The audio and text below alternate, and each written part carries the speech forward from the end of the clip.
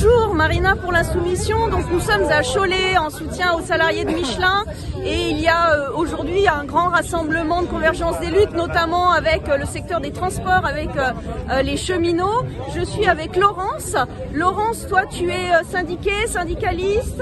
Oui, je suis à la CGT Michelin de Clermont-Ferrand, LICSE et CSEC. Et alors donc si tu viens de Clermont-Ferrand, tu as fait la route aujourd'hui?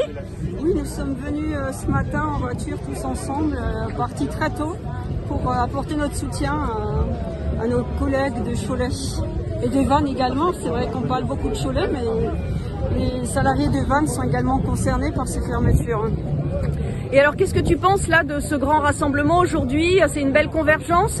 Écoute, c'est plutôt encourageant. Je ne m'attendais pas à voir autant de monde et autant de secteurs différents. Il faut dire qu'aujourd'hui il y a beaucoup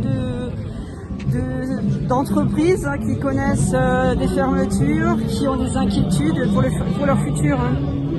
Donc oui, c'est plutôt encourageant. Et quel serait ton plus mauvais souvenir là de la période Macron? La période Macron, il y en a tellement en fait, c'est difficile de faire le tri. Alors bien sûr, ça sera la réforme des retraites quand même, parce qu'il y avait quand même une grosse majorité de la population française qui était contre cette réforme et qui l'a fait passer en 49.3. Et encore aujourd'hui, elle n'est pas du tout populaire dans la population française. Donc toi, tu fais partie des 64% de la population qui demanderait la démission de Macron? Oui, sans hésitation. D'accord. Et quel candidat, s'il y avait une présidentielle anticipée, quel candidat ou quelle candidate tu verrais le plus en force pour battre Marine Le Pen, toi?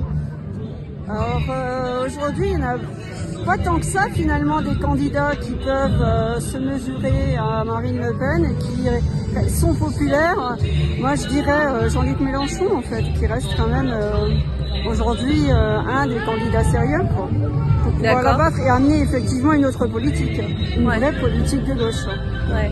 Et là d'ailleurs il vient de monter de 3 points dans les sondages en 3 mois alors qu'il y a un énorme Mélenchon bashing. Tu l'expliquerais comment qu'il monte quand même malgré tout ce bashing?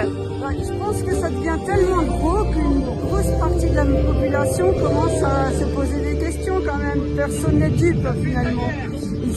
La population se rend compte, les Français commencent à se rendre compte de cette manipulation permanente en fait dans les médias et la volonté justement de manipuler l'opinion.